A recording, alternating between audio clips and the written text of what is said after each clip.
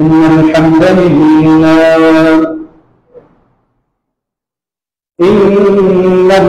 لله الذي أكرم بالذي خلق الإنسان وكرم علمه من البيان ما لم يعلم فسبحان الذي لا يحصى امتنانه باللسان ولا بالقلم فأشهد أن لا إله إلا الله وحده لا شريك له الذي أرسله إلى الناس كافة بشيرا ونذيرا وداعيا إلى الله بإذنه سراجا وقمرا منيرا أما بعد فقد قال الله سبحانه وتعالى في القرآن الكريم فأعوذ بالله من الشيطان الرجيم الرحمن علم القرآن خلق الإنسان علمه البيان وقال النبي صلى الله عليه وسلم عن عائشة زوج النبي صلى الله عليه وسلم أن رسول الله صلى الله عليه وسلم قال يا عائشة إن الله رفيق يحب الرفق ويعطي على الرفق ما لا يعطي على عنف وما لا يعطي على ما سواه رواه البخاري ومسلم أو كما قال عليه الصلاة والسلام الحمد لله সমস্ত প্রশংসা তারিফ গুণগান মহিয়ান করিয়া ওয়াহদাহু লা শারীকা লাহ সেই রব্বুল আলামিনের জন্য যিনি আজকের দিনে আমাদেরকে অত্র সমাজ থেকে অসংখ্য গণিত মানুষের মধ্য থেকে যাচাই বাছাই করে দুটি কয়েক মুসল্লিকে যথা সময়ে মসজিদে আসার বসার কথা বলার শ্রবণ করার তৌফিক দিয়েছেন সেই রব্বুল ইজ্জতুল্লাহি কারীমের দরবারে জানি কালিমাতুশ শুকর করে বলে আলহামদুলিল্লাহ। রব্বে কারীমের শুকরিয়া আরো বেশি এর জন্য করা উচিত যে আল্লাহ সুবহানাহু ওয়া তাআলা পৃথিবীতে যত প্রাণী সৃষ্টি করেছেন যা কিছু সৃষ্টি করেছেন তার দুটি ভাগ রয়েছে।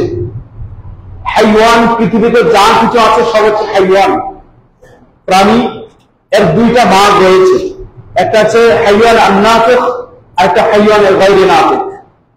তো এত প্রাণীর মধ্যে থেকে আল্লাহ সুবহানাহু ওয়া তাআলা আমাদেরকে যে কথা বলার সামর্থ্য দিয়েছেন, কথা বলার শক্তি সামর্থ্য এবং বোঝার ক্ষমতা দক্ষতা দিয়েছেন এবং আমাদেরকে হাইওয়ানে নাতিকের মাধ্যমে পৃথিবীর সবচেয়ে সম্মানিত শ্রেষ্ঠ মানুষের মধ্যে থেকে সম্মানিত করেছেন সেই রব্বুল ইজ্জতুল্লাহি কারীমের দরবারে আবারও শুকর আদায় করে সকলে বলি আলহামদুলিল্লাহ। অতঃপর দুরূদ ও সালাম বর্ষিত সর্বকালের সর্বশেষ মহামানব মানবতা মুক্তির দূত, মানবতা মুক্তির দিশারি, মানবতা মুক্তির কান্ডারি সাইয়্যিদুল মুরসালিন খাতামুন নবিয়্যিন নবীকুল শিরোমণি দুলাল আমির আহমদ মুহাম্মদ মুস্তাফা সাল্লাল্লাহু আলাইহি ওয়াসাল্লামের জন্য যিনি আমাদেরকে দ্বীনকে স্পষ্ট করে দিয়ে গেছেন, এমন ভাবে দ্বীনকে স্পষ্ট বর্ণনা করেছেন লাইলুহা কানাহারিহা, দিবারাত্রির ন্যায় দিন এবং রাত যেমন স্পষ্ট, তিনি আমাদের কাছে শরীয়তকে এমন স্পষ্ট করেছেন লা ইয়াজিগু আনহা বাদি ইল্লা হালিক, কেউ যদি এই দিন থেকে দূরে চলে যায় সে ধ্বংসপ্রাপ্তদের অন্তর্ভুক্ত হবে।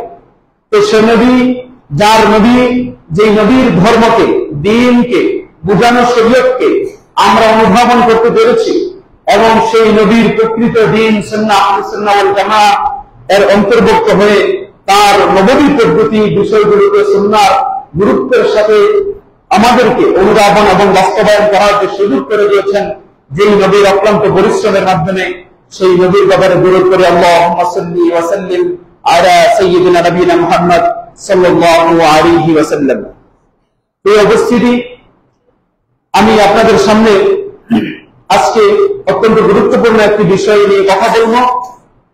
যে বিষয়ের মাধ্যমে আল্লাহ সুবহানাহু ওয়া তাআলা গোটা মানব জাতিকে সম্মানিত করেছেন।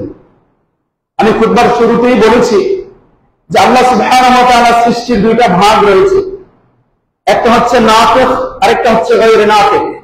নাতিক হচ্ছে আল হাইওয়ান আর নাতিক, যেই প্রাণীগুলো কথা বলতে পারে, কথা বলার সামর্থ্য রয়েছে, কথা বোঝার সামর্থ্য রয়েছে, অনুধাবন করার মতো অন্তর রয়েছে, তাদেরকে বলে হাইওয়ানে নাতিক, যেমন মানুষ।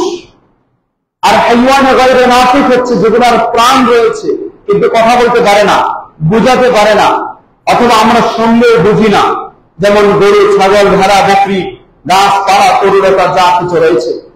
তো আল্লাহ সুবহানাহু ওয়া তাআলা আমাদেরকে নাতিকের মাধ্যমে সর্বসম্মানিত করেছেন এবং কথা বলার যে ক্ষমতা দিয়েছেন, যে উপলব্ধি দিয়েছেন, এটাকে রব্বে কারীম আমাদের জন্য ইহসান করেছেন, দয়া করেছেন, যে এইভাবে আল্লাহ সুবহানাহু ওয়া তাআলা বলছেন আর রহমান, আমি হচ্ছি দয়াময় রহমান, আল্লামাল কোরআন, আমি তোমাদেরকে কোরআন শিক্ষা দিয়ে তোমাদেরকে ধন্য করেছি। বলেন আলহামদুলিল্লাহ। এই মাদ্রাসা কিসের মার্কাজ? ইলমের মার্কাজ, দ্বীনের মার্কাজ, শিক্ষার মার্কাজ। অতএব আল্লাহ সুবহানাহু ওয়া তাআলা আমাদেরকে কোরআন শিখার মতো, পড়ার মতো, বোঝার মতো, অনুধাবনের সেই সক্ষমতা দিয়েছেন। সেই রব্বুল ইজ্জতে পাকে কারীমের দরবারে আবার বলি আলহামদুলিল্লাহ। প্রিয় উপস্থিতি, আমরা কোরআনুল কারীম যখন খুলি, যখন দেখি আর রহমান আল্লামাল কোরআন, যিনি কোরআন শিক্ষা দিয়েছেন, খলাকাল ইনসান, তারপর তিনি মানুষ সৃষ্টি করেছেন, আল্লামাহুল বায়ান, তারপর আমাদেরকে কথা বলার মতো শক্তি সামর্থ্য দিয়েছেন। যারা আরবি ব্যাকরণ সম্পর্কে ধারণা রাখেন তারা জানেন এখানে আল্লাহ সুবহানাহু ওয়া তাআলা প্রত্যেকটি কথার পূর্বে এমন বলেছেন যে আর রহমান আল্লামাল কোরআন, দয়াময় রহমান, আমি তোমাদেরকে কোরআন শিক্ষা দিয়েছি। আর রহমান খলাকাল ইনসান, আমি দয়াময় রহমান, আমি তোমাদেরকে সৃষ্টি করেছি।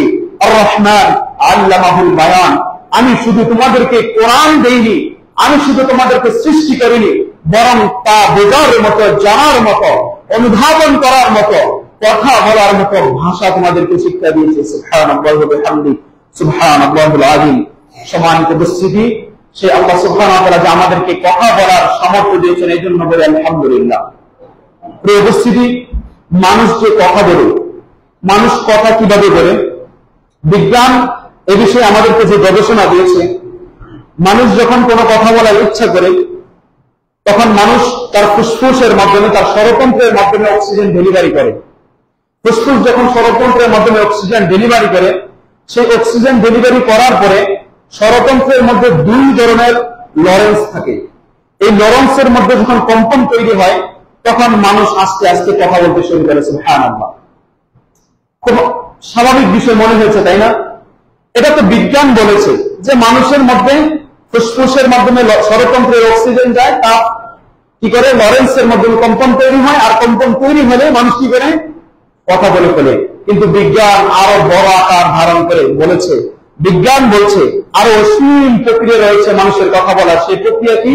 গবেষকরা বলছেন মানুষ যখন কোনো কথা বলতে চায় তখন মানুষ আগে সেই বিষয়ের প্রতি দৃষ্টি দেয়। কি করে? আপনি যে বিষয়ে কথা বলবেন সেদিকে তাকান না? তো বিজ্ঞান বলছে মানুষ যখন কোনো বিষয়ে কথা বলে, কথা বলার পূর্বে সেই জিনিসের দিকে যখন তাকায়, সেই জিনিসের দিকে তাকানোর মাধ্যমে, দৃষ্টির মাধ্যমে, এই দৃষ্টি সরাসরি আপনার আমার ব্রেইনে সিগন্যাল করে। যখন আপনার আমার ব্রেইন সিগন্যাল করে, তখন ব্রেইন এই কথাটাকে নিয়ে চিন্তা করে, প্রসেসিং করে আমাদের স্বরতন্ত্রে আসে। আর এই স্বরতন্ত্রের কাছে যখন আসে তখন এই স্বরতন্ত্র আমাদের জিহ্বাকে সিগন্যাল দেয়। জিহ্বা যখন সিগন্যাল পায় তখন ঠোঁটকে সিগন্যাল দেয় কথা বলার জন্য। আর ঠোঁট যখন সিগন্যাল পায়, সকল সিগন্যাল যদি একসাথে মিলে যায় তখন এটা সরাসরি ব্রেইনকে আবার সিগন্যাল করে। ব্রেইন যখন তাদেরকে কথা বলার ডিক্লার দেয়, অনুমতি দেয়, তখন মানুষ, আপনি আমি কথা বলি। বিজ্ঞান বলছে এই যে মানুষ দেখলো, ব্রেইনে সিগন্যাল গেল, স্বরতন্ত্রের মধ্যে আসলো এবং লরেন্সের মধ্যে যে কম্পন তৈরি হয়েছে, এটা প্রতি সেকেন্ডে 200 থেকে 2000 প্লাস বার কম্পন করে। বলেন না সুবহানাল্লাহ।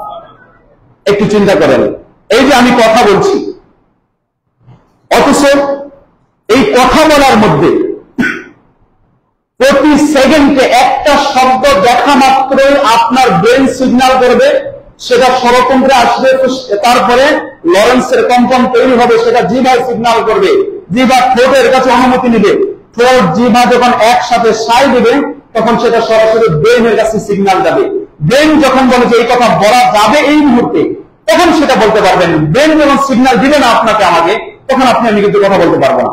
এই জন্য আল্লাহ সুবহানাহু ওয়া তাআলা কুরআনুল কারীমে বলেছেন, আলাম নাজআল লাহু আইনাইন ওয়া লিসানান ওয়া শাফাতাইন। আল্লাহ তাআলা বলছেন, আলাম নাজআল লাহু আইনাইন, আমি কি তোমাদেরকে দুটি চক্ষু দান করিনি যা দিয়ে তোমরা দেখছো, ওয়া লিসানান ওয়া শাফাতাইন, এবং আমি কি তোমাদেরকে জিহ্বা এবং ঠোঁট দেইনি যার মাধ্যমে তোমরা কথা বলছো। সুবহানাল্লাহ ওয়া বিহামদিহি।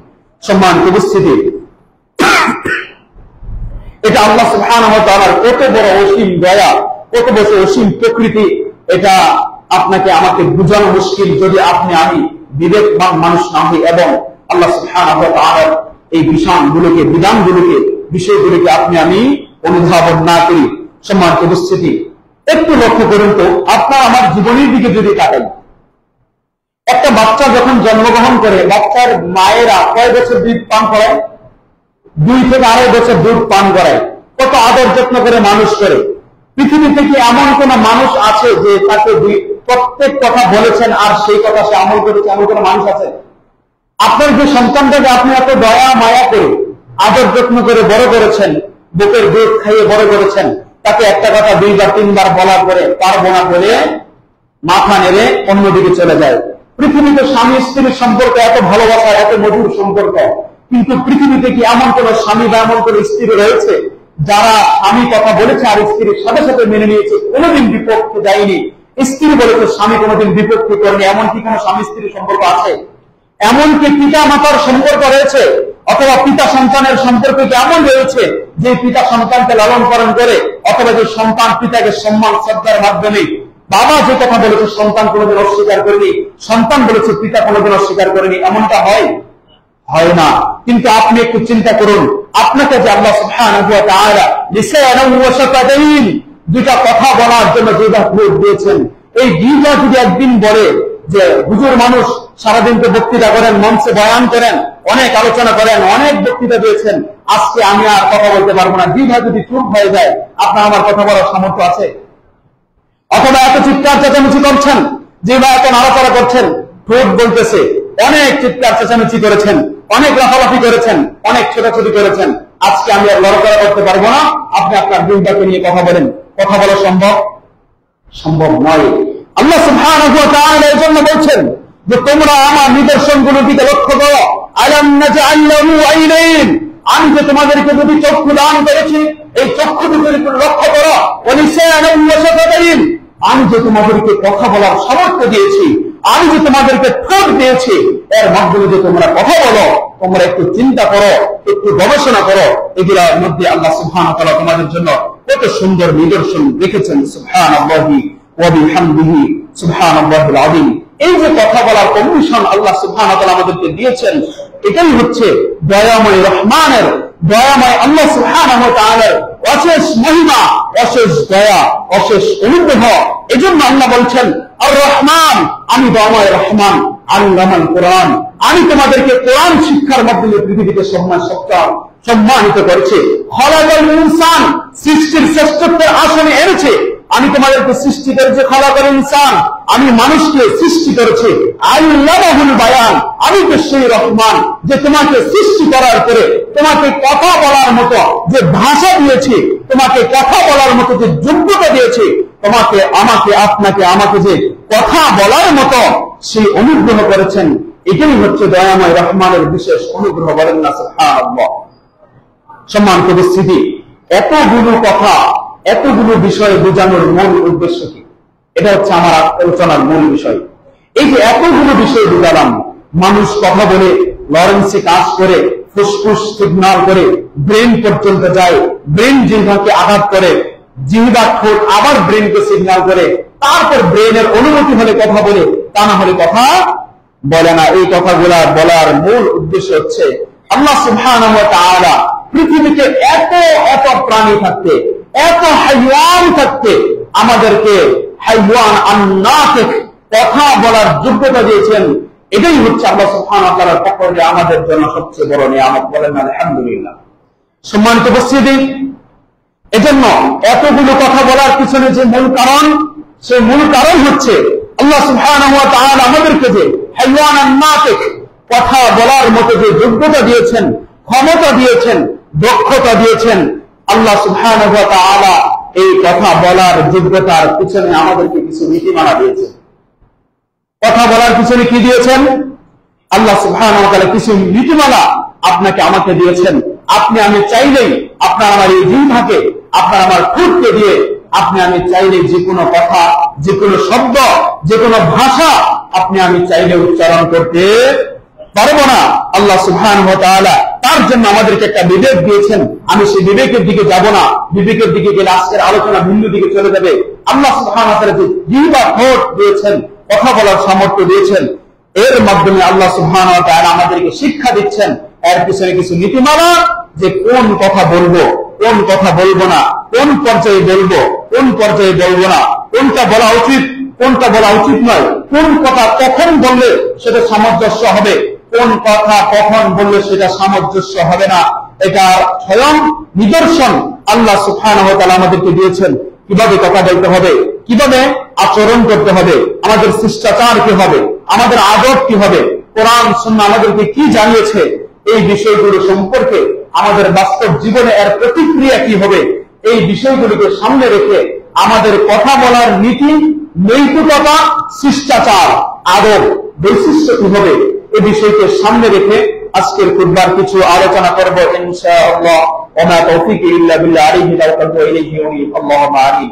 প্রিয় উপস্থিতি, আল্লাহ সুবহানাহু ওয়া তাআলা তিনি যে আমাদেরকে কথা বলার যোগ্যতা দিয়েছেন, সেই আল্লাহ সুবহানাহু ওয়া তাআলা আমাদেরকে বলেছেন, তোমরা যখন কথা বলবে তার পূর্বে তোমাদের সর্বপ্রথম নীতিমালা হচ্ছে, যখনই কথা শুরু করবে তখন তোমাদের প্রথম কাজ হচ্ছে তোমরা তোমাদের কথাকে সালামের মাধ্যমে শুরু করবে। কিসের মাধ্যমে? সালামের মাধ্যমে। আল্লাহ সুবহানাহু ওয়া তাআলা কুরআনুল কারীম 24 নম্বর সূরা, সূরা নূর 61 নম্বর আয়াত আল্লাহ সুবহানাহু ওয়া তাআলা বলছেন, আউযু বিল্লাহি মিনাশ শাইতানির রাজীম فإذا دخلتم بيوتا فسلموا على أنفسكم। আল্লাহ সুবহানাহু ওয়া তাআলা বলছেন, فإذا دخلتم بيوتا, যখন তোমরা তোমাদের বাড়িতে প্রবেশ করবে, فسلموا على أنفسكم, তোমরা তোমাদের অধিবাসী যারা রয়েছে তাদেরকে তোমরা নিজেরা কি করবে? সালাম প্রদান করবে। কেননা আল্লাহ সুবহানাহু ওয়া তাআলা বলছেন, তাহিয়াতাম মিন ইনদিল্লাহি মুবারাকান তাইয়্যিবা, তোমরা এজন্য সালাম প্রদান করবে যে এই সালামটা হচ্ছে তোমাদের দয়াময় রহমানের পক্ষ থেকে, রবের পক্ষ থেকে, স্বয়ং আল্লাহ সুবহানাহু ওয়া তাআলার পক্ষ থেকে তোমাদের জন্য পবিত্র অভিবাদন স্বরূপ, যে অভিবাদনের মাধ্যমে আল্লাহ সুবহানাহু ওয়া তাআলা তোমাদেরকে ধন্য করেছেন। বলেন আলহামদুলিল্লাহ। শুধু এই অভিবাদন দুনিয়ার জন্য নয়, এই অভিবাদন কত সম্মানিত, এটা যে কত শ্রেষ্ঠত্বের চাবিকাঠি, কত মর্যাদাপূর্ণ একটা বাক্য, যেই বাক্যকে আল্লাহ সুবহানাহু ওয়া তাআলা শুধু পৃথিবীর মানুষের জন্য নয়, যেই কথাকে আল্লাহ সুবহানাহু ওয়া তাআলা কিয়ামতের ময়দানে যখন আমাদের ফয়সালা হয়ে যাবে, আমরা যখন আন-ইয়ামিনি, ডান দিকের অন্তর্ভুক্ত হয়ে যাব, যখন আমাদেরকে হিসাবকে সহজ করা হবে, যখন আমরা জান্নাতে প্রবেশ করব, আল্লাহ সুবহানাহু ওয়া তাআলা তার পূর্বে বলছেন, সালামুন কাওলান মির রাব্বির রহিম, তোমাদের দয়াময় রহমানের পক্ষ থেকে সেই বান্দাদের জন্য সালাম, যারা আজকে তার দয়াময় রহমানের জান্নাতে প্রবেশ করবে। বলেন না সুবহানাল্লাহ।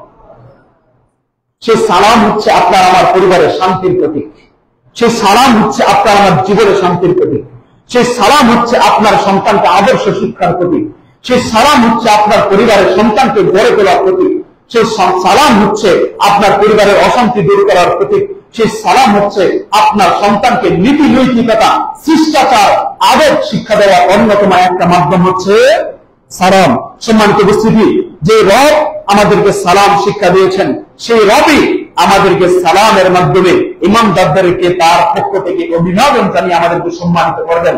এজন্য পৃথিবীতেও যদি কেউ সেই সালামুন কাওলাম মির রাব্বির রহিম, রবের পক্ষ থেকে যে সালাম রয়েছে, রবের পক্ষ থেকে যে শান্তি রয়েছে, রবের পক্ষ থেকে যে রহমত রয়েছে, রবের পক্ষ থেকে যে দয়া রয়েছে, রবের পক্ষ থেকে যে ক্ষমা রয়েছে, রবের পক্ষ থেকে যত কল্যাণ রয়েছে, সেই কল্যাণ যদি আপনি আপনার জীবনে বাস্তবায়ন করতে চান, আপনাকে কথা বলার পূর্বে সালাম দিতে হবে, পরিবারে প্রবেশ করার পূর্বে সালাম দিতে হবে। আপনি আপনার এই জিহ্বাকে, এই যে লরেন্সের মাধ্যমে এত বিষয় যে কথা বললাম পূর্বে, এতগুলো বিষয়ের মাধ্যমে যে আপনি কথা বলবেন, আল্লাহ সুবহানাহু ওয়া তাআলা বলছেন, বান্দা শুনে রাখো, আল্লামাহুল বায়ান, আর রহমান আল্লামাহুল বায়ান, আমি যে রহমান তোমাকে কথা বলার অনুমতি দিয়েছি, যোগ্যতা দিয়েছি, ক্ষমতা দিয়েছি, তোমাকে মনে রাখতে হবে আমি দয়াময় রহমান তোমাকে কথা বলার পূর্বে সালামের নির্দেশ প্রদান করেছি।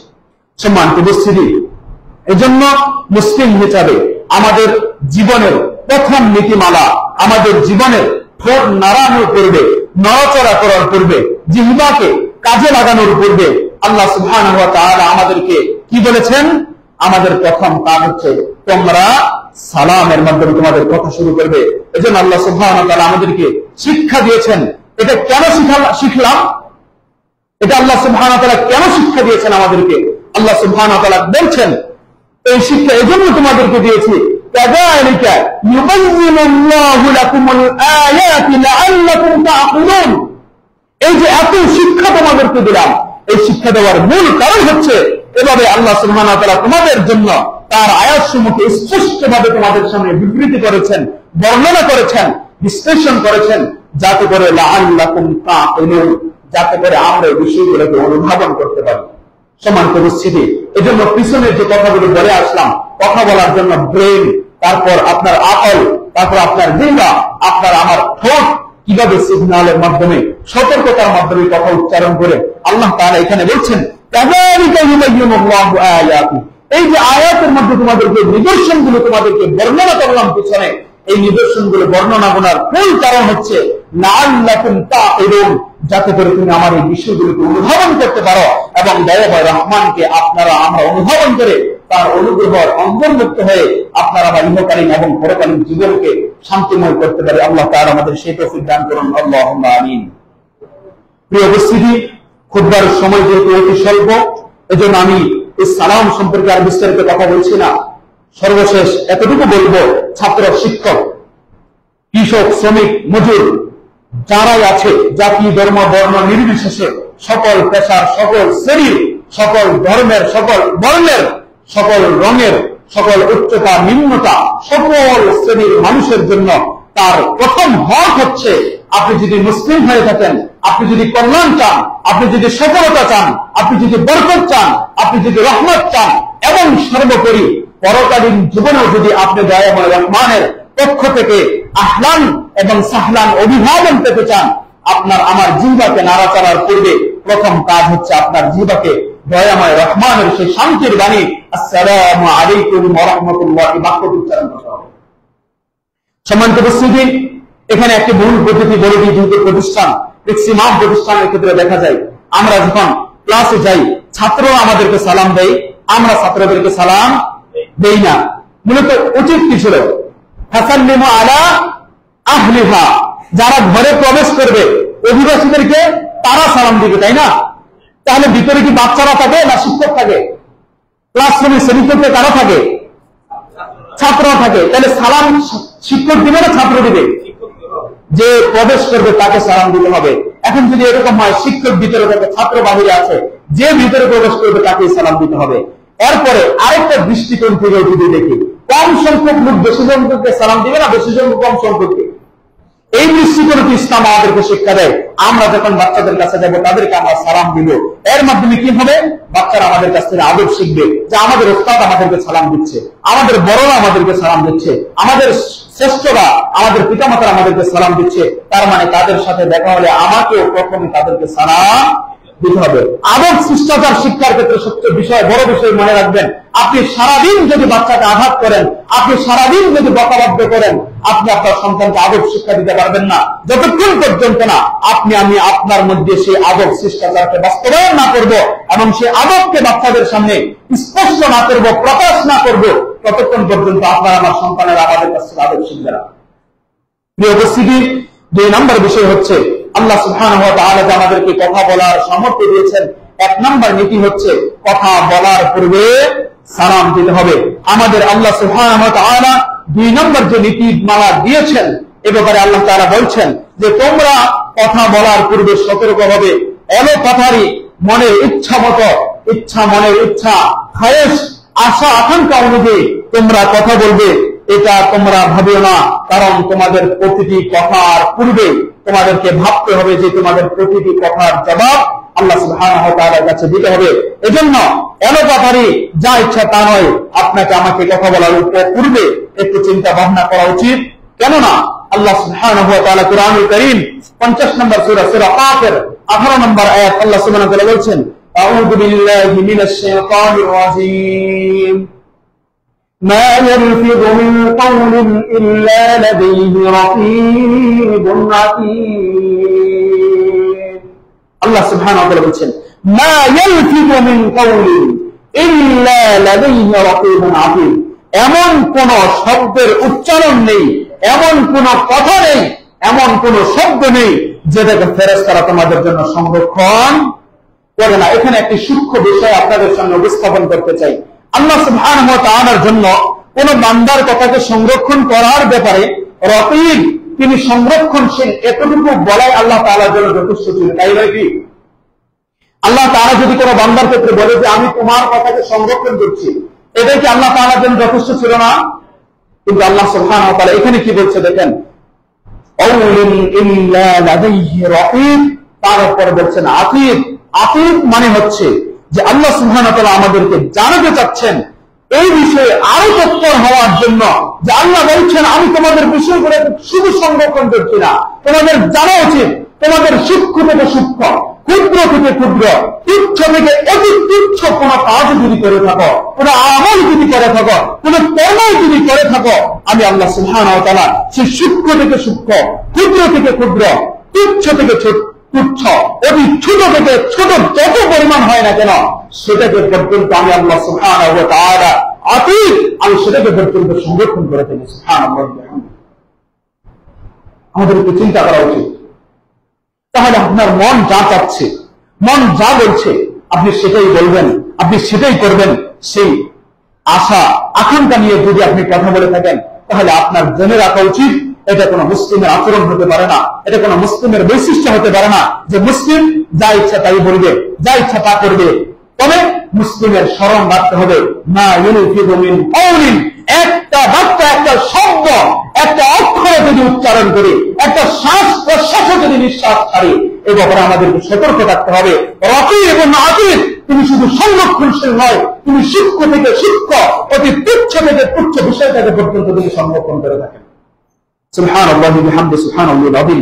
অথচ আমাদের সমাজে দেখবেন অনেকেই আছে, আমাদের সমাজে একজন লোক আছে না যাদেরকে ঠোঁট কাটা বলা হয়, আছে এমন সমাজে লোক যারা নিজেদেরকে একটু গর্ব অহংকার করে বলে যে আমি তো ঠোঁট কাটা লোক, আমার মুখে কোনো কিছু আটকায় না, আমি আসলে না বলে পারছি না, এই কথাটা বলতেই হচ্ছে আমাকে। এটা বলেই দেখবেন একটা ফাঁসা কথা বলে দেয়। এটা কিন্তু নাই, বিশেষ করে বিভিন্ন চা স্টল গুলাতে, বিভিন্ন আড্ডাবাজিতে বয়স্ক মুরব্বী যারা রয়েছে, যাদের দাড়ি সাদা হয়েছে, এই মানুষদের মধ্যে এই বিষয়টা বেশি থাকে। অথচ তাদের বোঝা উচিত দাড়ি সাদা হয়েছে মানে আমার সিগন্যাল এসে গেছে, আমার মৃত্যু আমার পক্ষে বাধা হয়ে আছে, সামান্য সময় গেলে আমাকে পথচারী হয়ে যেতে হবে। এখন আমার আরো বেশি সতর্ক করা উচিত।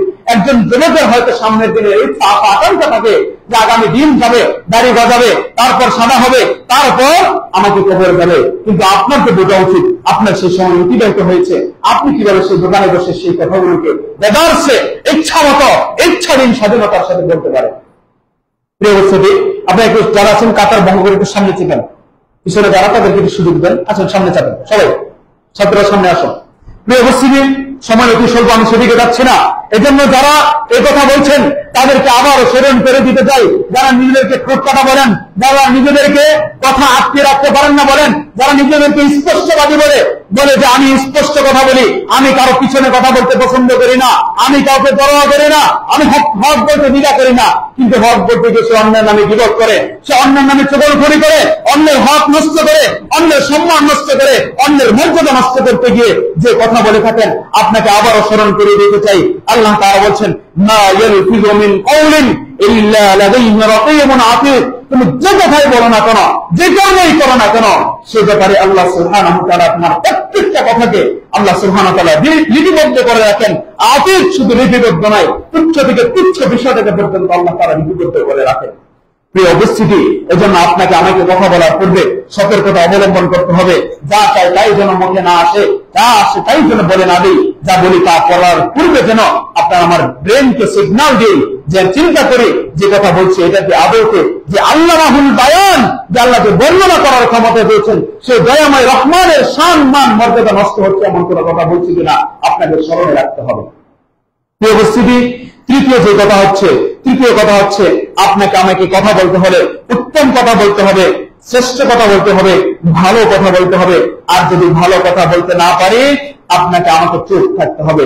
কারণ রাসূল সাল্লাল্লাহু আলাইহি ওয়াসাল্লামের আল্লাহ সুবহানাহু ওয়া তাআলা কুরআনুল কারীমের 2 নম্বর সূরা, সূরা বাকারা 83 নম্বর আয়াত আল্লাহ তাআলা বলছেন, ওয়া ইযা আখাযনা মিসাকা বানি ইসরাঈলা লা তা'বুদু ইল্লাল্লাহ وبالوالدين إحسانا وبذي القربى واليتامى والمساكين وقولوا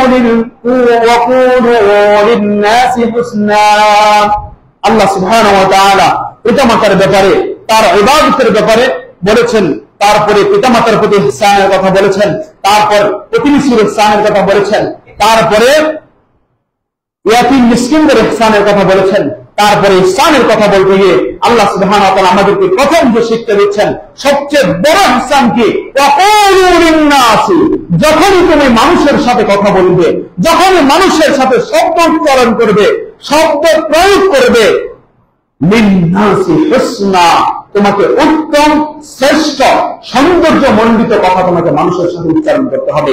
এটাই হচ্ছে তোমাদের জন্য সবচেয়ে বড় ইহসান, সবচেয়ে বড় দয়া এবং সবচেয়ে বড় মর্যাদার প্রতীক। প্রিয় উপস্থিতি, এজন্য দুঃখজনক হলেও সত্য, আমাদের সমাজে দেখবেন যারা একটু রাগী স্বভাবের মানুষ, বদ মেজাজের মানুষ, এবং মানুষের সাথে যারা সুন্দর করতে কথা বলতে ভুলে গেছে, তারা অল্পতেই রাগ করে আর বলে আমার রাগ বেশি, আমার রাগ বেশি, এজন্য আমি রাগ কন্ট্রোল করতে পারি না, আমি রাগের সময় তোমরা আমাকে কি করিও না, বাধা দিও না, আমার রাগের সময় আমাকে কথা বলতে দাও। এজন্য হাসান আল বসরি রাহিমাহুল্লাহর একটা কথা খুব বেশি মনে করে যায়, ইয়া ইবনে আদম কুল্লামা গাদিবতা ওয়াসাবতা ফায়ুতিক ওয়াসাওয়াতা ফাতাকউ ফিন-নার। হে বনি আদমের সন্তানেরা, তোমরা যখন কথা বলো, কথা বলতে গিয়ে রাগের সময় এত বেশি টকবক করতে থাকো, এত বেশি লাফাতে থাকো, আমার তো মনে হচ্ছে এই রাগের সময় তুমি এমন বড় একটা লাভ দিয়েছ, ফাতাকউ ফিন-নার, যেন তুমি তোমার সেই লাফের মাধ্যমে তোমার স্থানকে জাহান্নামে নিক্ষিপ্ত করে দিচ্ছ। বলে নাউযুবিল্লাহ। এজন্য রাগের সময় চোখে গিয়ে, রেগে গিয়ে, বদমেজাজি হয়ে অন্যের হক নষ্ট করবেন, অন্যের ভাই আঘাত করবেন, রাস্তাঘাটে গাড়ি ভাঙচুর করবেন, নেতার চামচামি করে গাড়ি নষ্ট করে দেবেন, আরেক নেতার গোলামি করে রাস্তায় আমিন দিবেন। এটা আপনার বাবার সম্পদ নয়, এটা রাষ্ট্রের সম্পদ নয়, এটা ব্যক্তি মালিকানাধীন সম্পদ। কোন রাষ্ট্রের অধিকার নেই কোন ব্যক্তির মালিকানাধীন সম্পদকে নষ্ট করার, হরণ করার।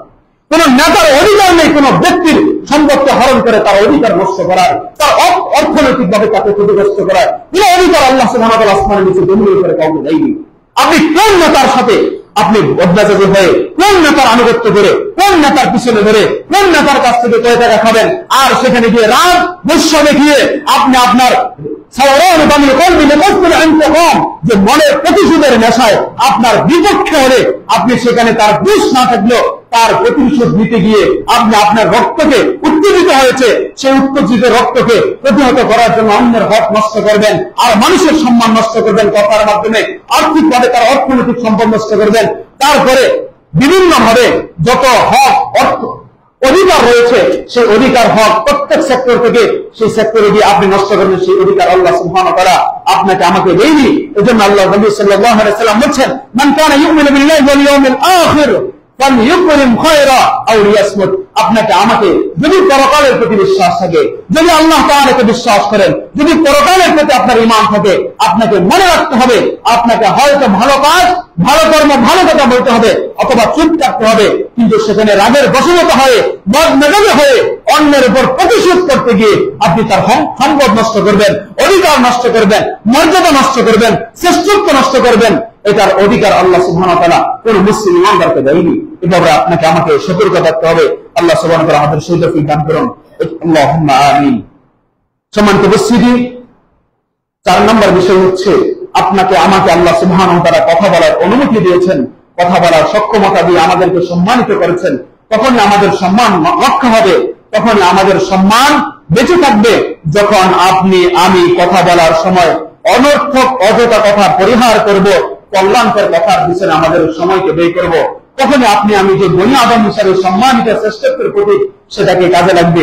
এজন্য আল্লাহ সুবহানাহু ওয়া তাআলা বলছেন, وَمِنَ النَّاسِ مَن يَشْتَرِي لَهْوَ الْحَدِيثِ لِيُضِلَّ عَن سَبِيلِ اللَّهِ بِغَيْرِ عِلْمٍ। এই যে লাহওয়াল হাদিস, এই লাহওয়াল হাদিসের ব্যাখ্যায় মুহাদ্দিসিন কেরাম বলেছেন, যেই কথাকে খেয়াল তামাশার জন্য বলা হয়, যেই কথা অনর্থক, যেই কথাকে মজাক করার জন্য বলা হয়, যেই কথাকে হাসি ঠাট্টার জন্য বলা হয়, যেমন গান শোনা। গান শোনা, এই গান শোনার ব্যাপারে ইমাম ইবনে তাইমিয়া রাহিমাহুল্লাহ বলছেন, আল-গিনা ও খামরুল কলব, গান হচ্ছে অন্তরের মদ। মদ যেমন নেশা, যেমন অন্তরকে নষ্ট করে দেয়, আকলকে নষ্ট করে দেয়, গান যেমন অন্তরকে নষ্ট করে দেয়। তাহলে এই গান যারা শোনে এর মধ্যে কোনো ফায়দাকর কোনো কথা আছে? কল্যাণকর কোনো কথা আছে? কল্যাণকর কোনো বিষয় আছে? এই লাহওয়াল হাদিস দ্বারা মুহাদ্দিসিনে কেরাম কেউ এখানে গান শোনাকেও বাদ্যযন্ত্রকেও সম্পৃক্ত করেছেন। এজন্য অনর্থক কোনো কথা, খেয়াল তামাশার কোনো কথা, হাসি ঠাট্টার চলে কোনো কথা, মজাক করে কোনো কথা বলবেন, আর সেই কথার মাধ্যমে অন্যকে, আমাদের তো একটা নেচার হয়ে গেছে, স্বভাব বৈশিষ্ট্য হচ্ছে কি যে আমরা হাসতে হাসতে মানুষকে অপমান করি।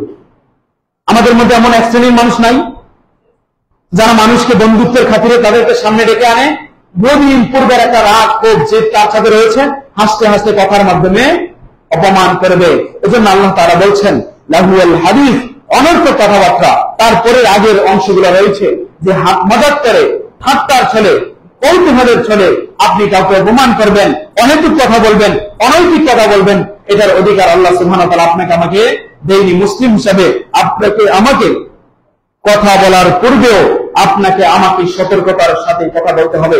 সম্মানিত উপস্থিতি, 5 নম্বর বিষয় হচ্ছে আপনাকে আমাকে কথা বলার ক্ষেত্রে সব সময় কথা এটা মাথায় রাখতে হবে, আপনার আমার কণ্ঠকে নিচু রাখতে হবে, উঁচু কণ্ঠে নয়।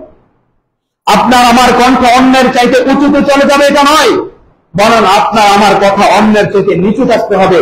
নমনীয়তা, নম্রতা, ভদ্রতা, মাটির সাথে মিশিয়ে রাখা, এর মধ্যে কল্যাণ রয়েছে। অহংকার, বরত্ব, গৌরব, উচ্চতা মানুষকে দাম্ভিকতার পর্যায়ে নিয়ে যায়, যেমন ভাবে শয়তানকে দাম্ভিকতার মাধ্যমে ধ্বংস করা হয়েছে। সম্মানিত উপস্থিতি, এজন্য আল্লাহ সুবহানাহু ওয়া তাআলা কুরআনুল কারীম 31 নম্বর সূরা, সূরা লুকমানের 19 নম্বর আয়াত আল্লাহ সুবহানাহু ওয়া তাআলা বলছেন, ওয়াকসুদ ফি মাস'আকা ওয়াগদুদ মিন সাওতিক ইন্না আনকারাল আসওয়াতি লাসাউতুল হামীর। আল্লাহ সুবহানাহু ওয়া তাআলা বলছেন, আর তোমরা দুনিয়াতে যখন চলবে, চলাফেরার ক্ষেত্রে মধ্যম পন্থা অবলম্বন করবে এবং তোমাদের কণ্ঠকে নিচু সুরে তোমরা কথা বলার চেষ্টা করবে। আদবের সাথে নিচু সুরে কথা বলা, সাউন্ড কম করা, শুধু সাউন্ড কম করা নয়। এখন যে আমি কথা বলতেছি, আমি যদি এইভাবে বলি আলহামদুলিল্লাহ আর রহমান, আপনারা শুনবেন, এখানে কি নিচু কণ্ঠ বলতে এই কথা বোঝানো হয়েছে? এটা না। তার মানে আপনি যখন কারোর সাথে কথা বলবেন, তার সাথে আদবের সাথে কথা বলতে হবে, তাদের সম্মান দিয়ে কথা বলতে হবে, মর্যাদার সাথে কথা বলতে হবে। এমন শব্দ উচ্চারণ করা যাবে না যেটার মধ্যে বেশি বিরক্ত বোধ করে, এমন শব্দ উচ্চারণ করা যাবে না যেটার মধ্যে বেশি অপমান বোধ করে, এমন শব্দ উচ্চারণ করা যাবে না যেটার মাধ্যমে তার ইজ্জত, সম্মান, মর্যাদা, শ্রেষ্ঠত্ব নষ্ট হয়, এমন কোন শব্দ উচ্চারণ করা যাবে না। আমাদের সমাজে দেখবেন স্বামী স্ত্রীর ক্ষেত্রে এই বিষয়টা বেশি দেখা যায়, একে অপরকে চিৎকার চেঁচামেচি করে, যে যাকে যত বেশি চিৎকার চেঁচামেচির মাধ্যমে তাদের বিষয়কে সমাধান করতে পারে, তারা মনে করে সে নিজেকে শ্রেষ্ঠ মনে করে। স্বামী মনে করে যে আমি পুরুষ মানুষ, আমি যতটুকু চিৎকার চেঁচামেচি করতে কথা বলবো, তুমি মহিলা মানুষ তোমার কণ্ঠকে নিচু রাখতে হবে। আর মহিলা মনে করে যে আমি ঘরের সকল দায়িত্ব পালন করি, আমি সকল কিছু করার পরে, এত কিছু সামলানোর পরে আপনার কাছে কেন মাথা নত করে থাকতে হবে? আপনাকে কেন আপনি ঘরে আসলে কথা নিচু করতে পারেন না? আমার কথা আপনাকে শুনিয়ে যেতে হবে। এটা কারো ক্ষেত্রে উচিত নয়। স্বামীর ক্ষেত্রে যেমন অতিরিক্ত বাড়াবাড়ি উচিত নয়, স্ত্রীর ক্ষেত্রে অতিরিক্ত বাড়াবাড়ি উচিত নয়। পিতামাতা সন্তানের ক্ষেত্রে যেমন অতিরিক্ত শাসনের মাধ্যমে সদা সর্বদা আঘাতের মাধ্যমে তাকে আদর শিষ্টাচার শিখতে দেবেন, এটা যেমন আপনার আদর শিষ্ট নয়। সন্তান হিসেবে আপনিও পিতামাতার সাথে বিন্দু মাত্র অন্যায় করবেন, এর সুযোগ আল্লাহ তাআলা আপনাকে আমাকে দেয়নি। এই জন্য আপনাদের আমাদের কণ্ঠকে আদবের সাথে উচ্চারণ করতে হবে। আদব, শিষ্টাচার, নম্রতা, ভদ্রতা, এর মাধ্যমে আপনার আমার শব্দ চয়নের ক্ষেত্রে হেফাজত করতে হবে। কারণ রাসূল সাল্লাল্লাহু আলাইহি ওয়াসাল্লাম এই বিষয়ে আপনাকে আমাকে অনেক বেশি কঠিন হুঁশিয়ারি দিয়েছেন। সম্মানিত উপস্থিতি, 6 নম্বর বিষয় হচ্ছে আপনাকে আমাকে কথা বলার পূর্বে বুদ্ধি খাটিয়ে হিকমার সাথে কথা বলতে হবে, যেটা আলেমদের সবচেয়ে বেশি জরুরি। শুধু আলেমদের নয়, প্রত্যেক অভিভাবক যারা দায়িত্বশীল, যাদের উপর দায়িত্ব রয়েছে, যাদের অধীনস্থ লোক রয়েছে, তাদের প্রত্যেকের এই বিষয়টা খেয়াল রাখা উচিত। আল্লাহ তাআলা কোরআনুল কারীম 16 নম্বর সূরা নাহল 115 নম্বর আয়াত, 25 নম্বর আয়াত আল্লাহ তাআলা বলছেন, উদউ ইলা সাবিলি রাব্বিক বিল হিকমাহ ওয়াল মাউইযাতিল হাসানাহ। দায়ীদের ক্ষেত্রে এখানে এতটুকু বলবো, আপনি আমি মানুষকে দাওয়াত দিব, আপনি আমি মানুষকে কল্যাণের দাওয়াত দিব, এখানে আপনাকে আমাকে হিকমা অবলম্বন করতে হবে। স্বামী স্ত্রীকে যদি দাওয়াত দেন কল্যাণের, কোন স্ত্রীর মধ্যে অনৈতিক কিছু দেখেছেন, আপনাকে তাকে দাওয়াতের ক্ষেত্রে হিকমা অবলম্বন করতে হবে। আপনি বাসায় ঢুকেছেন, অনৈতিক কিছু দেখেছেন, দেখেই তার উপর রেগে গেলেন, তাহলে সেও যখন রেগে যাবে তখন এই বিষয়ের সমাধান হবে না। এক্ষেত্রে আপনাকে হিকমা অবলম্বন করতে হবে, একটা সুন্দর সময় অপেক্ষা করতে হবে, ধৈর্য ধারণ করতে হবে, একটা ভালো পরিবেশে বলতে হবে, আমি ঘরে ঢোকার পরে তোমার যে আচরণটা দেখেছি এটা আমার পছন্দ হয়নি, এটা শরীয়ত সমর্থন করে না, এটা রাসূল আকরাম সাল্লাল্লাহু আলাইহি ওয়াসাল্লামের সুন্নাহ নয়, এটা সাহাবাদের আদর্শ নয়। এভাবে স্ত্রীকে বোঝানোর মাধ্যমে আপনাকে সমাধান করতে হবে। আপনি দাঈ ইলাল্লাহ, আপনি দাওয়াতি কাজ করবেন। একজন মানুষ অফিস থেকে ক্লান্ত হয়ে বাসায় ফিরছে, আপনি বলছেন শুনেন এখানে দাওয়াতি কাজ চলতেছে, চলেন এখানে একটু পানি নিয়ে বসেন, এটা দাওয়াতি কাজের হিকমা নয়। সম্মানিত উপস্থিতি, এই বিষয়ে বিস্তারিত লম্বা কথা বলা প্রয়োজন, আমি আর সেদিকে যাচ্ছি না, আমার টপিকটাকে শেষ করতে চাচ্ছি। এজন্য আপনাকে আমাকে কথা বলার পূর্বে হিকমা অবলম্বন করে কথা বলতে হবে। বুদ্ধি প্রজ্ঞার মাধ্যমে, চিন্তার মাধ্যমে আপনার আমার বিবেককে প্রশ্ন বিদ্ধ করে, বিবেককে কলুষিত করে এমন কোন শব্দ চয়নের মাধ্যমে কথা বলা যাবে না। হিকমার সাথে, বুদ্ধিমত্তার সাথে কথা বলতে হবে। আল্লাহ তাআলা আমাদের তৌফিক দান করুন, আল্লাহুম্মা আমিন। সম্মানিত উপস্থিতি, 7 নম্বর বিষয় হচ্ছে আল্লাহ সুবহানাহু ওয়া তাআলা যে আপনাকে আমাকে সম্মানিত করেছেন, কথা বলার যোগ্যতা দিয়েছেন, কথা বলার মাধ্যমে সৃষ্টির শ্রেষ্ঠত্বের আসনে নিয়ে এসেছেন। আপনি আমি কথা বলার পূর্বে আপনাকে 7 নম্বর যে বিষয়টা মাথায় রাখতে হবে, আল্লাহ সুবহানাহু ওয়া তাআলা বলছেন কোরআনুল কারীম 33 নম্বর সূরা আহজাবের 70 নম্বর আয়াত, আল্লাহ সুবহানাহু ওয়া তাআলা বলছেন, আউযু বিল্লাহি মিনাশ শাইতানির রাজীম, ইয়া আইয়ুহাল্লাযীনা আমানু ইত্তাকুল্লাহ ওয়া কুনু কওলান সাদীদা। আল্লাহ তাআলা বলছেন, ইয়া আইয়ুহাল্লাযীনা আমানু ইত্তাকুল্লাহ, ও হে ঈমানদাররা, ও হে বিশ্বাসীরা, তোমরা যারা আমি আল্লাহ তাআলার প্রতি ঈমান এনেছো, তোমাদেরকে এই ঈমানকে মজবুত রাখার জন্য তোমাদেরকে কি করতে হবে? ইত্তাকুল্লাহ, সর্বদা আল্লাহ তাআলাকে ভয় করতে হবে। ভয় করার পাশাপাশি আরেকটা বিষয় তোমাদেরকে মনে রাখতে হবে, তোমাদের এই জিহ্বা, তোমাদের এই লিসান, এই জিহ্বা, ঠোঁট এবং জিহ্বা, এই বিষয়গুলোকে নাড়াচাড়া করার পূর্বে তোমাদেরকে মনে রাখতে হবে, যখনই কথা বলবে কওলান সাদীদা, সদা সর্বদা সত্য কথা বলতে হবে। এখানে 3টি বিষয় স্পষ্ট রয়েছে। এক, আল্লাহ সুবহানাহু ওয়া তাআলার প্রতি ঈমান আনতে হবে। ঈমান আনলে দ্বিতীয় কর্ম হচ্ছে সদা সর্বদা আল্লাহ তাআলাকে ভয় করতে হবে। আর আপনি যে ঈমান এনেছেন, আল্লাহ তাআলাকে সদা সর্বদা ভয় করেন, তার তৃতীয় আলামত, এর মানদণ্ড হচ্ছে আপনি যখন কথা বলেন তখন সদা সর্বদা সত্য কথা বলেন কিনা। যদি সদা সর্বদা সত্য কথা বলেন তাহলে আপনার আল্লাহ তাআলাকে ভয় করা ঠিক আছে, আল্লাহ তাআলাকে ভয় করা ঠিক আছে মানে আপনার ঈমান ঠিক আছে, আপনার ঈমান ঠিক আছে মানে আপনার জন্য জান্নাত রয়েছে, আপনি সৃষ্টির শ্রেষ্ঠ সম্পদ এবং আশরাফুল মাখলুকাত। যদি আপনার ঈমান ঠিক না থাকে তার মানে আপনার মধ্যে আল্লাহর ভয় নাই, আর যার মধ্যে আল্লাহর ভয় নাই তার মধ্যে হিফজুল লিসান থাকবে না, এটাই স্বাভাবিক। এজন্য আপনার আমার লিসানকে হেফাজত করতে হবে, যদি তিনটি বিষয়কে আমরা ফলো করতে পারি, তিনটি বিষয়কে গুরুত্ব দিতে পারি, আল্লাহ সুবহানাহু ওয়া তাআলা আমাদেরকে জানাচ্ছেন যদি তিনটা বিষয় করতে পারি তাহলে আমাদের জন্য কি রয়েছে, ইউসলিহ লাকুম আ'মালাকুম ওয়া ইয়াগফির লাকুম যুনুবাকুম। সুবহানাল্লাহি ওয়া বিহামদিহি। আল্লাহ তাআলা বলেন ইউসলিহ লাকুম আ'মালাকুম, তোমাদের আমলকে পরিবর্তন করে দেওয়া হবে, গুনাহকে পাপকে নেকিতে পরিপূর্ণ করে দেওয়া হবে, ওয়া ইয়াগফির লাকুম, তোমাদেরকে ক্ষমা করা হবে, যুনুবাকুম, তোমাদের পাপ করাবে। ওয়া ইউতি'আল্লাহ ওয়া রাসূলা, আর যে ব্যক্তি আল্লাহ এবং তার রাসূলের আনুগত্য করবে, এটাই হবে তাদের রবের পক্ষ থেকে তাদের জন্য সবচেয়ে বড় অনুগ্রহ, যে তারা কি ফাওজান আযীমা, তারা মহান সফলতা লাভ করতে পারবে, প্রকৃত সফলতা অর্জন করতে পারবে। এজন্য আল্লাহ সুবহানাহু ওয়া তাআলা বলছেন ফামান যুহযিহা আনিন নার ওয়া উদখিলাল জান্নাহ, যাকে একমাত্র কেবলমাত্র শুধুমাত্র জাহান্নাম থেকে মুক্তি করা হবে, জান্নাত দেওয়া হবে, পৃথিবীতে একমাত্র সেই সফল যাকে জাহান্নাম থেকে মুক্তি দেওয়া হবে। যদি পৃথিবীর শান শৌকত মর্যাদা শ্রেষ্ঠত্ব যা কিছু রয়েছে সব কিছু পেয়েছেন, কিন্তু পরকালীন জীবনে সফলতা পাননি, আপনার এই দুনিয়ার শান শৌকত মর্যাদা সুখ আনন্দ উপভোগ যা আছে সবকিছু ধূলিসাৎ হয়ে যাবে। আপনাকে জাহান্নামের অতল মহাবরে যখন প্রবেশ করতে হবে তখন আপনার সফলতা বলতে কিছু থাকলো না, আপনার জীবনে হতাশা, ব্যর্থতা, দুঃখ, দুর্দশা তারা আর কিছু থাকবে না। এজন্য আল্লাহ তাআলা বলছেন পৃথিবীর সফলতা আসল সফলতা নয়, প্রকৃত সফলতা হচ্ছে যার মৃত্যুর সময় শাহাদার পাঠ থাকবে, যার মৃত্যুর সময় ঈমানের পূর্ণতা থাকবে, আর ঈমান দিয়ে যখন মৃত্যুবরণ করবে ফাযা ফাওজান আযীমা, প্রকৃত সফল হবে। ওবে ফিলাল জান্নাত, সে জান্নাতে প্রবেশ করবে, ফাকাদ ফাজ, একমাত্র সেই সফল কাম হবে। সম্মানিত উপস্থিতি, এজন্য কথা বলার ক্ষেত্রে সত্য কথা বলতে হবে। 7 নম্বর বিষয় হচ্ছে উত্তম কথা বলতে হবে। কেউ কটু কথা বললেও উত্তম কথার মাধ্যমে তার জবাব দিতে হবে, কারণ আল্লাহ সুবহানাহু ওয়া তাআলা কুরআনুল কারীম 41 নম্বর সূরা ফুসসিলাত 33 নম্বর আয়াত আল্লাহ তাআলা বলেছেন ওমান আহসানু কাওলাম মিম্মান দাআ ইলাল্লাহি ওয়া আমিলা সালিহান ওয়া ক্বালা ইন্নানী মিনাল মুসলিমিন। প্রকৃত মুসলিমদের বিষয় হচ্ছে তার চেয়ে বড় সফল আর কি, যে মানুষকে কল্যাণের দিকে ডাকে উত্তম ভাবে, ওয়ামিলা সালিহা, এবং তার পাশাপাশি সৎ আমল করে, ওয়াকালা ইন্নানী মিনাল মুসলিমিন, এবং নিজেদেরকে মুসলিম পরিচয় দেয়। কিন্তু দুঃখজনক হলেও সত্য, আমরা নিজেদেরকে মুসলিম পরিচয় দিচ্ছি, আমাদের মুসলিম পরিচয় দেওয়ার পরেও আমাদের চলাচলের মধ্যে মুসলিমদের কোনো বৈশিষ্ট্য পাওয়া যায় না, আমাদের আচরণে মুসলিমদের কোনো বৈশিষ্ট্য নেই, আমাদের চুলের কাটিংয়ের মধ্যে মুসলিমদের কোনো বৈশিষ্ট্য নেই, আমাদের মুখের দাড়িতে মুসলিমদের বৈশিষ্ট্য নেই।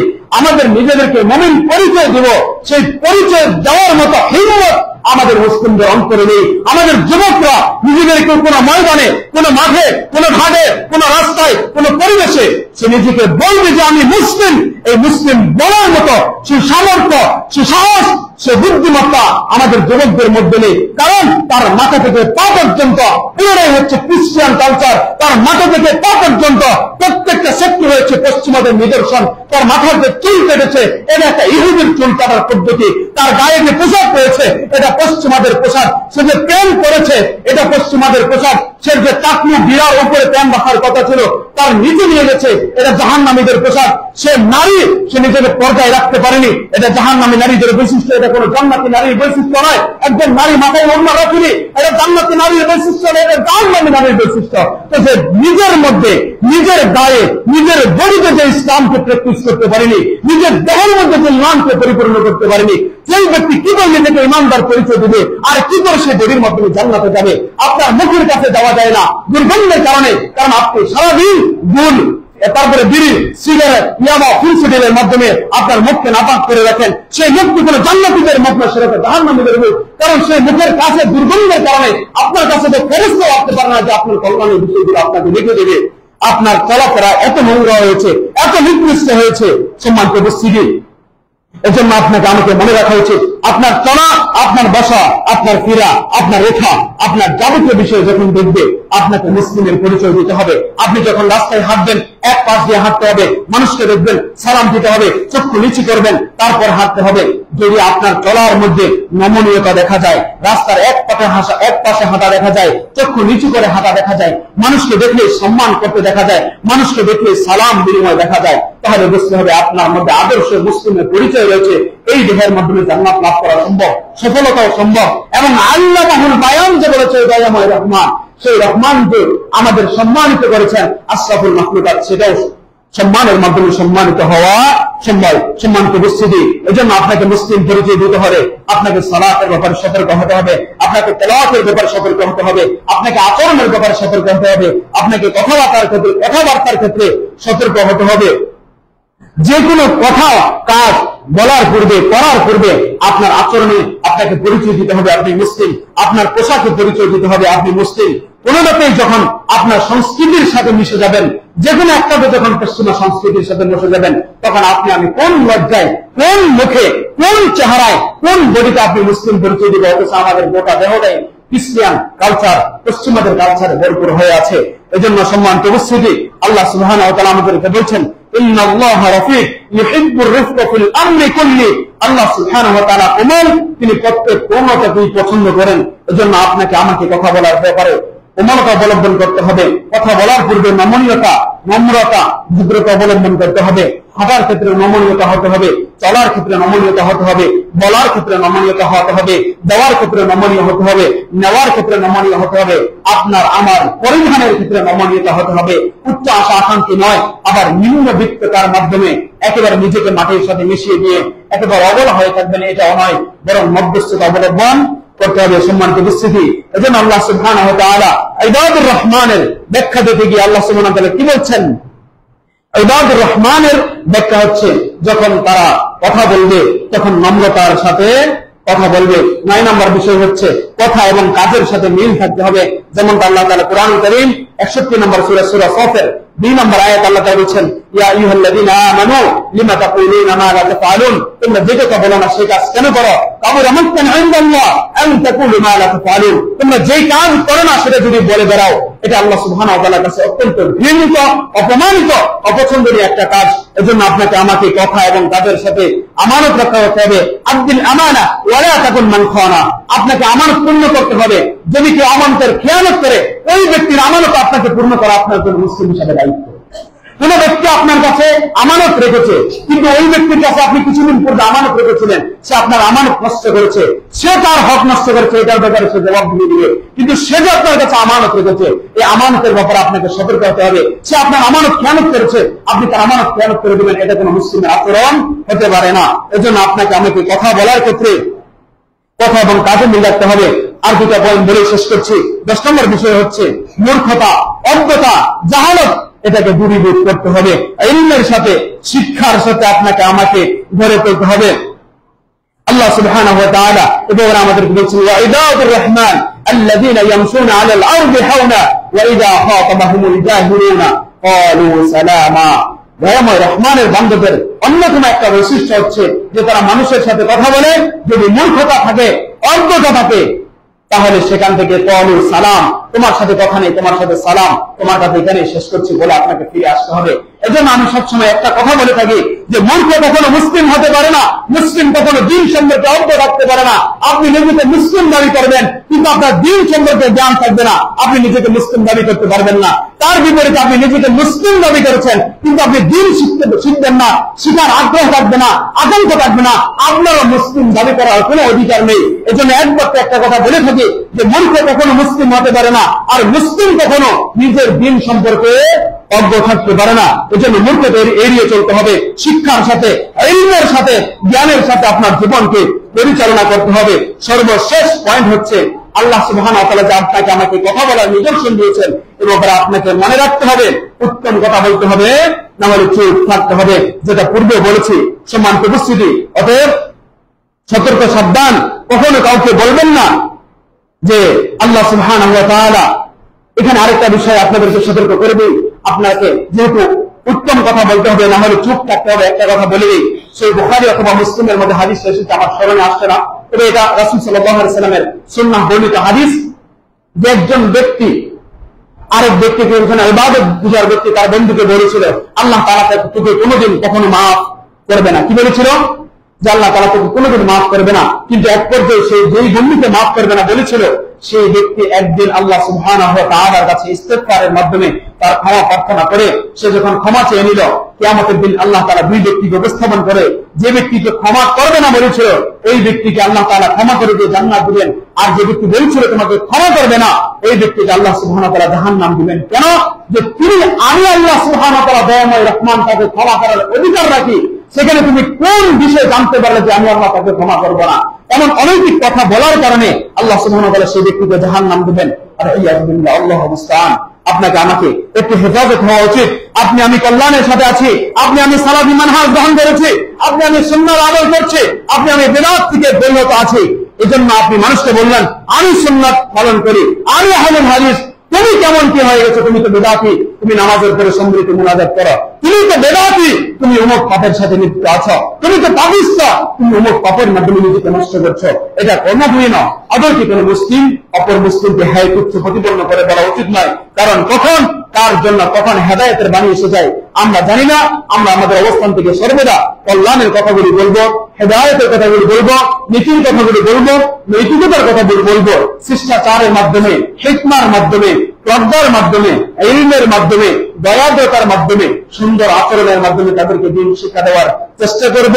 আল্লাহ সুবহানাহু ওয়া তাআলা আমাদেরকে সেই বিষয়ে আমল করার তৌফিক দান করুন। আল্লাহ তাআলা আমাদেরকে আমলের মাধ্যমে অহংকার হওয়া থেকে বিরত রাখুন, যে আমি এই আমল করি, আমি সেই আমল করতে পারি, অনেক আমল আমার মধ্যে রয়েছে, এরকম আমলের অহংকার থেকে আল্লাহ তাআলা আমাদেরকে